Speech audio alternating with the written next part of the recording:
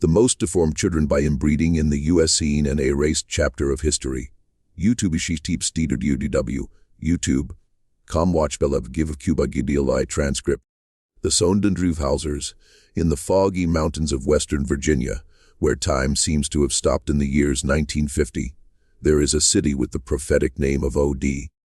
It is there, between dirt roads and huts forgotten by modernity, which lives the Whittaker family, protagonist of the most disturbing stories about consanguinity already documented in the States United. Ray Whittaker can't speak, so Oodu-24, at 36. This man of a slim and looked lost communicates only through grunts and inaccurate gestures.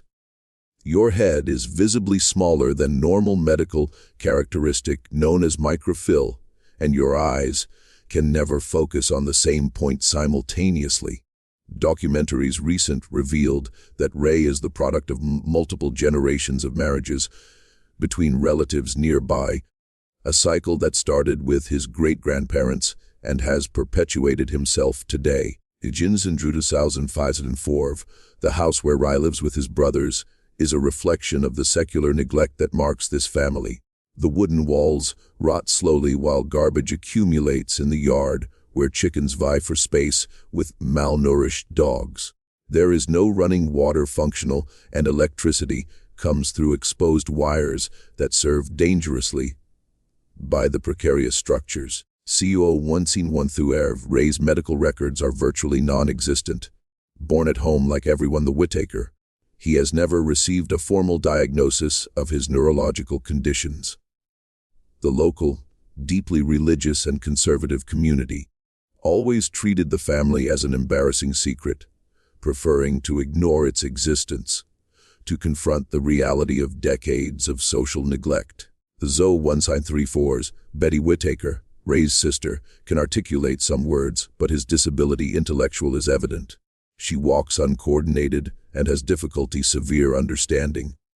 According to researchers who studied the family, Betty and Ray, they are children of parents who were first-degree cousins, whose parents themselves also they had consanguineous relationships. Zo 157 odd geographical isolation contributed to perpetuating this cycle, with only 7 or 79 inhabitants scattered through a hard-to-reach mountainous area. Marriage options have always been limited. For decades, families like the Whittaker remained invisible to social services, creating whole generations of children with severe genetic deficiencies. The Zoo 2D99's The History of the Whittaker gained national attention only in 2020 when photographer Mark Leiter published a documentary about the family. The images shocked America. Adults with childish appearance, communication limited to animal noise, and living conditions that challenge basic human dignity. Ray spends his days sitting on the porch of the house, watching the world with eyes that they will never be able to completely process the reality around you. Zelodu 247, he doesn't understand that their condition is the result of choices made for previous generations, nor that its existence represents one of the darkest chapters of social neglect American. Check it out if it is already subscribed to this channel. Here you discover hidden stories of America deep that no one else shows. Z0306 in the heart of the Appalachians, where rural poverty intertwines with ancestral traditions questionable. A girl was born in 1992 that social workers identified just as Bethany in the official reports. Its history documented in the archives of the Cookie's Department of Social Services reveals the devastating consequences when consanguinity becomes a practice normalized by generations. Zo 331's Bethany came into the world with a bifida spine, a congenital malf that left his exposed spine and caused permanent leg paralysis. In addition, it was born with urinary and fecal incontinence, moderate hydrophilus, and severe cognitive limitations that prevented her from developing basic skills, such as articulated speech or recognition of family faces. Cesarol 3755, their parents identified in the documents such as Sarah and Billy Mackenzie were cousins first degree. Even more disturbing, His paternal and maternal grandparents also kept direct kinship relations, creating a family tree that looked more like a genetically deficient shrub. This concentration of similar genetic material had been accumulated by at least 4 generations, dramatically amplifying the chances of congenital malformations. So force and Toothreed, Bethy's discovery by the authorities happened by chance in October 1997. A storm had damaged telephone lines in the region and company Technicians Electric had to access the property of Mackenzie for repairs. What found them traumatized? A 5-year-old, clearly malnourished, lying on a dirty mattress on the floor of a house without proper heating. 4/4/6, Bethany had never attended school or received any kind of medical care. Their parents, both with obvious intellectual limitations, did not understand the severity of your condition. They fed her with remnants of food and left her alone for hours while working in a small tobacco plantation that barely supported the family. CO5/5, the report of the social worker who first visited the house describes a desolate scene. The child remains motionless of the time, communicates through moans low, and has clear signs of prolonged negligence. The domestic environment is unhealthy with a strong odor of urine and feces. Caregivers show affection for the child, but they are unable to provide adequate care due to their own limitations. CO 5031's, the local community had known the situation of the Mackenzie family for years, but a combination of geographical isolation, distrust of the authorities, and the naturalization of consanguinity in the region had created a pact of silence. Neighbors occasionally brought food to the family, but never questioned the conditions of Bethy's life. The ZO5 and 5-2, when it was finally removed from home and taken for medical evaluation, the results confirmed the worst fears of the experts. In addition to visible malformations, Bethany had partial hearing impairment, congenital heart problems, and a level of cognitive development equivalent to that of an 18-month child, although be 5 years old. Dr. ZO6 informed Michael Harrison, a geneticist who examined Bethany at Louisville Children's Hospital, later stated, "This case represents one of the most extreme examples of endogamy I have already documenting. The chances of a child born with so many complications simultaneous in a family without a history of consanguinity would be practically zero." 0635, Bethany was placed in the adopted family specializing in the care of children with special needs. Their new caregivers reported small progress over the years. She learned to recognize family voices and developed a limited form of communication through gestures. However, their physical and cognitive limitations remain severe, requiring constant care for the rest of their lives. Low 65-7. On an isolated farm in the east of Texas, surrounded by cotton fields that extend to the horizon, one of the most extreme cases of consanguinity and abuse already documented in the United States. The story of Marcus, as was identified in the police reports, it reveals how far degeneration can reach when incest becomes systematic within a family. The Zohar 722 Marcus was born in 2000, the result of a relationship between a 45-year-old man and his own 16-year-old daughter. What made this case even more shocking was the discovery that it was not the first occurrence in the family. Later records revealed that the father had maintained sex with at least 3 of its daughters over 2 decades, generating multiple children with severe genetic deficiencies.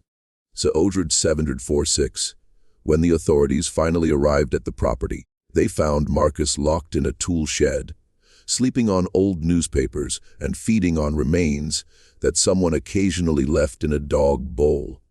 The 4-year-old had severe hydrophilus, making his head disproportionately large in relation to the slight body, their eyes constantly watery due to intracranial pressure. So 0808, they could never focus properly. Marcus' total deafness had gone unnoticed by the family for years. They interpreted their lack of response to the cause as stubbornness or mental retardation, without understanding that he simply could not hear. Also, problems congenital cardiacs made any physical exertion leave the child without breath, dramatically limiting your mobility. Says 8 sitters and 3 tutors, Marcus's behavior also had worrying characteristics.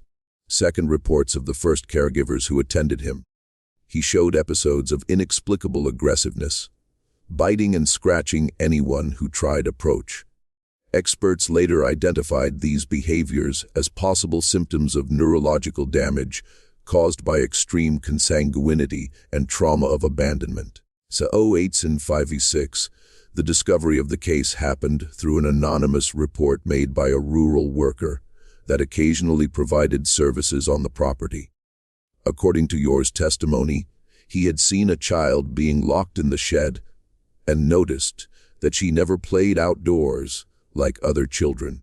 The connection to the line of complaints of the Department of Family Services of Texas began an investigation that would reveal of the most disturbing stories of family neglect ever recorded in the state.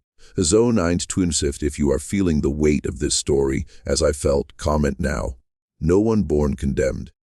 When officers entered the property with search warrant, they found not only Marcus, but evidence that other children had lived in conditions similar.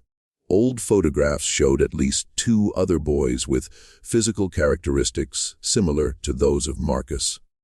Is 946, but these children had died in the first years of life, supposedly due to the natural causes that have never been investigated properly.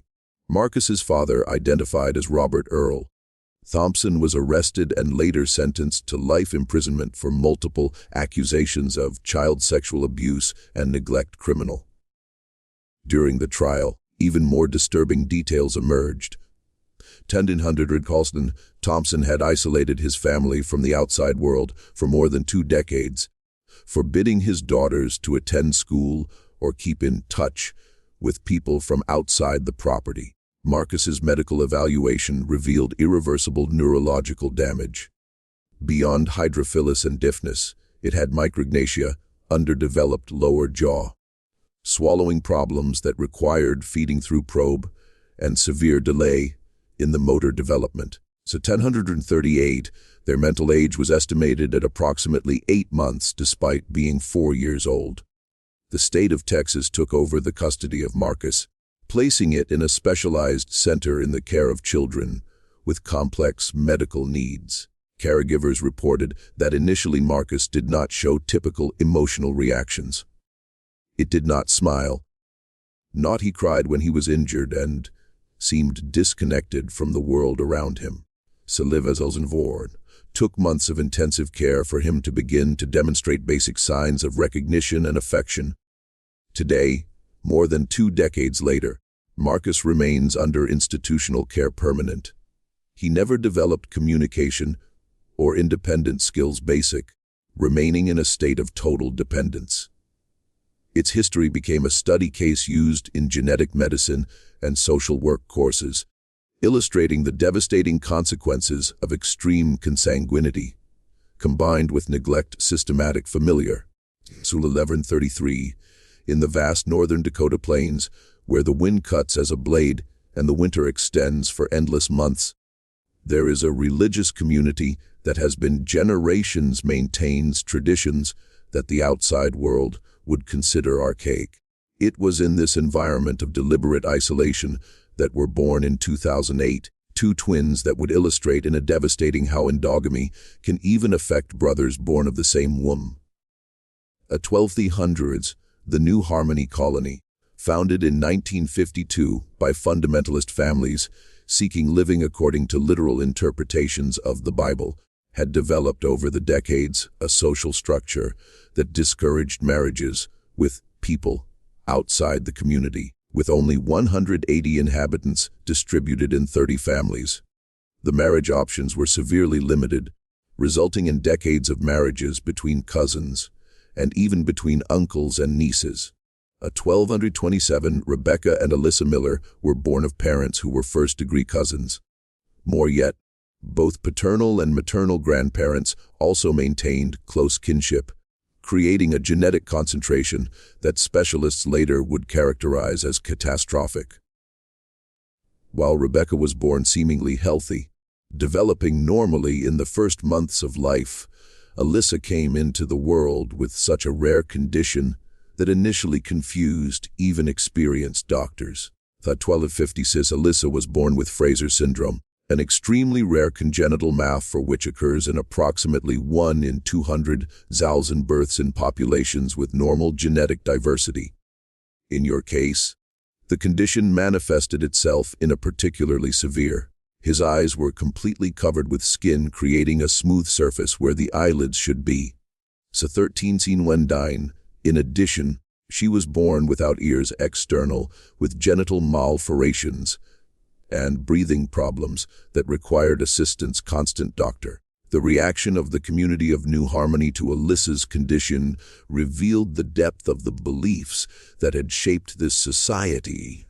Isolated for decades, many members of colony interpreted the birth of the child as divine punishment by sins not specified, while others saw their condition as a faith test sent by God.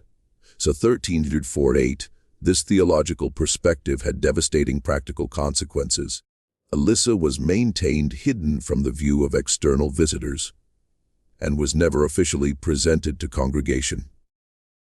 During the first 2 years of life, Alyssa lived in a room in the back of the house, cared for exclusively by his mother, Sarah Miller.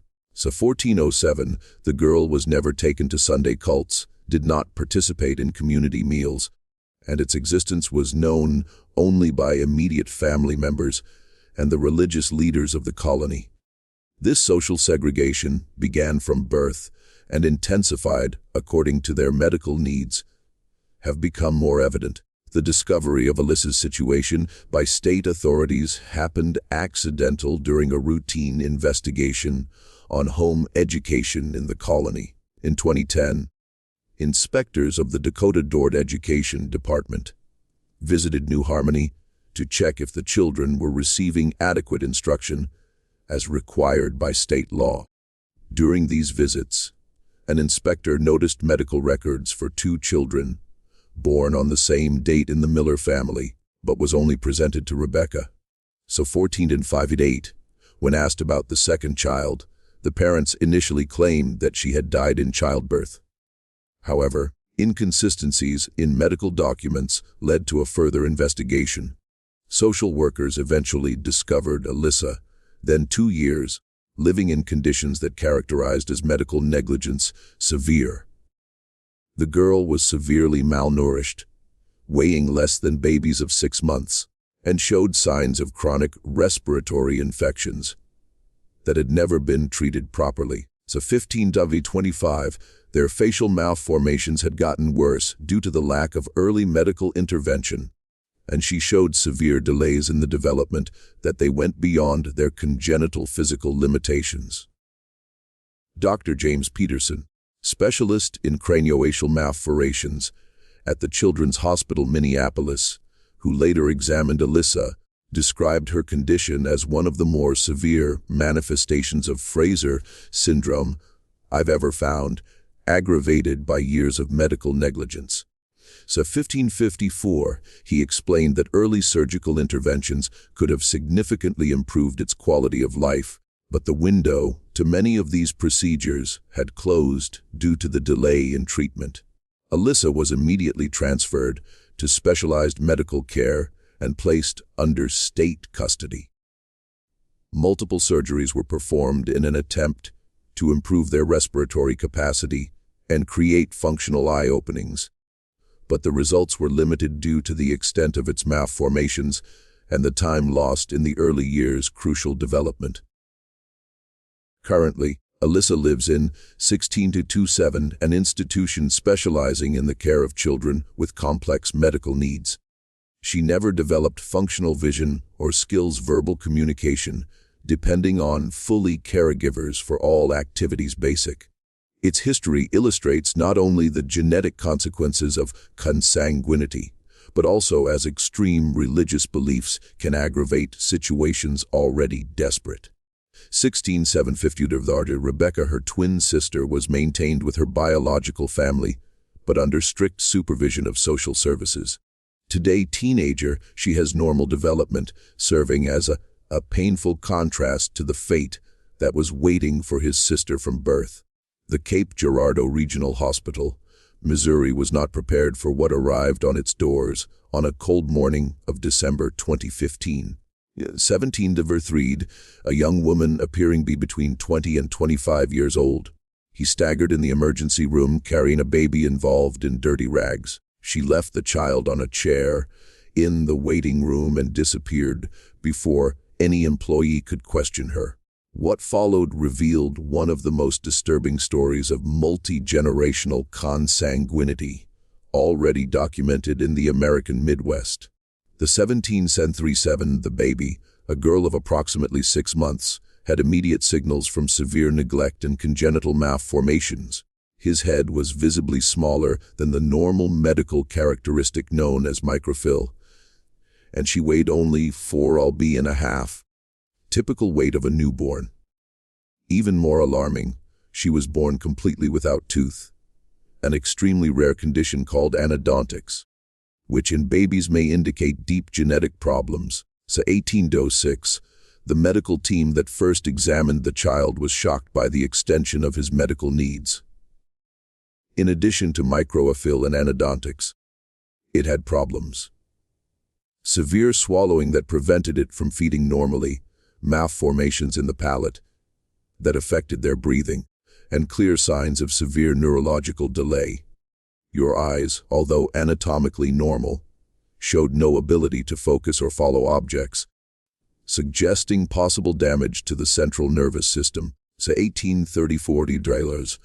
Investigation into the child's identity led the authorities to discover a network complex of rural families in southeastern Missouri who had practiced consanguinity for at least 5 generations. Through DNA analysis and genealogical research, it was determined that the baby was a product of multiple layers of endogamy. So 1854, his parents were mean siblings.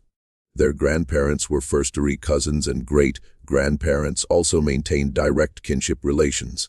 Cape Girardeau County Sheriff Marcus Williams described the investigation as one of the most disturbing of my 25-year career in law enforcement. Search by the child's mother led the investigators to a network of isolated rural properties, where multiple families with interchangeable surnames lived in conditions of poverty extreme, maintaining a cycle of consanguinity that had become normalized to the over 1927 decades. Fragmentary records suggested that the baby's mother, identified only as Crystal, it was itself a product of consanguinity and presented severe intellectual limitations.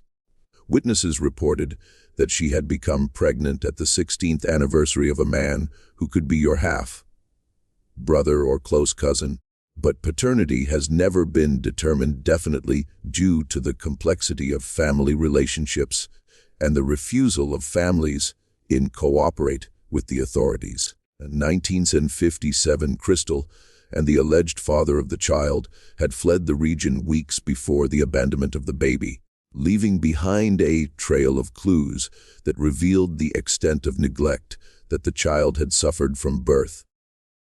Neighbors reported hearing constant crying coming from the property where they lived.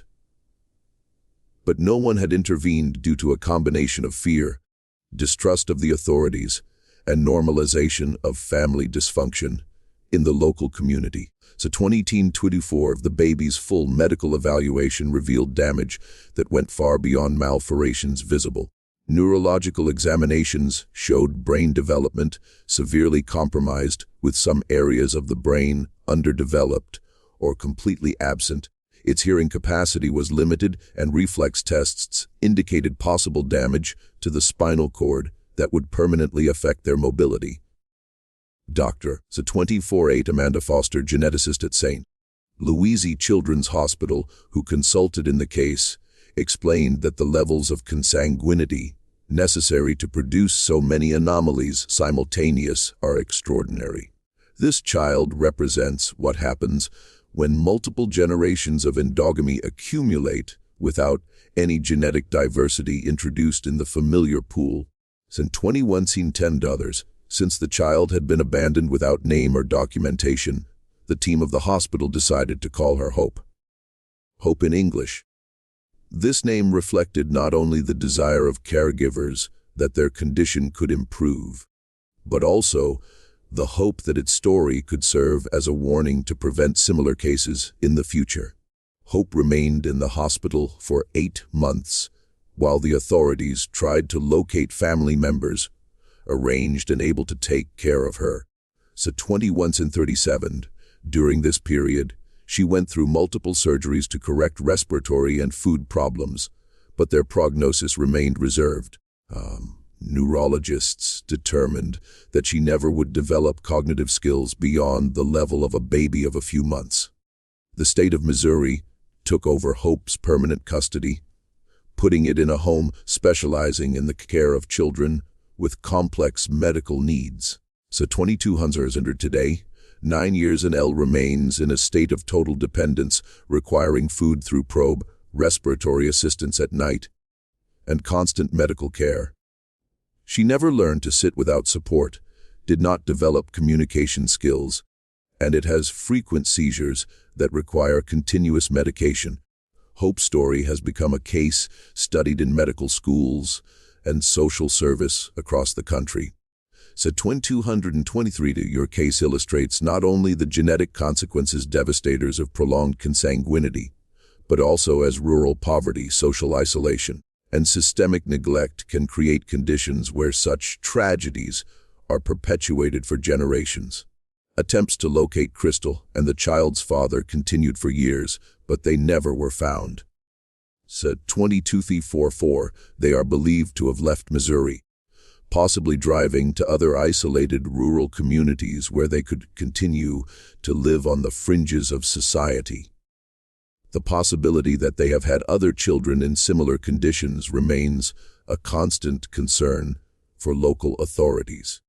Hope's case also revealed significant gaps in the rural children's protection system. So 2306, many of the families involved in the consanguinity network had lived for decades without regular contact with social services, formal education, or preventive medical care. This social invisibility created an environment where harmful practices could continue without external intervention. Nurses and caregivers who work with Hope report that despite their limitations severe, it occasionally demonstrates signs of consciousness that are deeply moving. So 23-33, it can recognize family voices and occasionally produce sounds that suggest attempts to communicate. These moments, though rare, remember all the involved that behind medical statistics, there is a real person whose potential. It was irreversibly limited by decisions made generations before its birth. Hope's story serves as a dark reminder that even in the 21st century, practices that most consider past relics continue to occur in isolated pockets of the rural America. There's a 2404. Your case highlights the need for continuous surveillance, education, community, and proactive intervention to protect vulnerable children who may be living in similar conditions in other parts of the country. Today, Hope is still being cared for with dedication by a medical team that treats her with dignity and respect despite its limitations. It's a 24/7/25 its history, although tragic, contributed for changes in children's protection policies in Missouri and served as a catalyst for greater awareness of the dangers of consanguinity in isolated communities. If you watched so far, it is because you liked this story. Leave a comment saying I watched here, so I can meet you and know who really likes the stories here from the channel. 24 Seminary in Virginia. Like this video to help give visibility to forgotten stories as these and share who you think you need to know about these cases that America prefers to forget.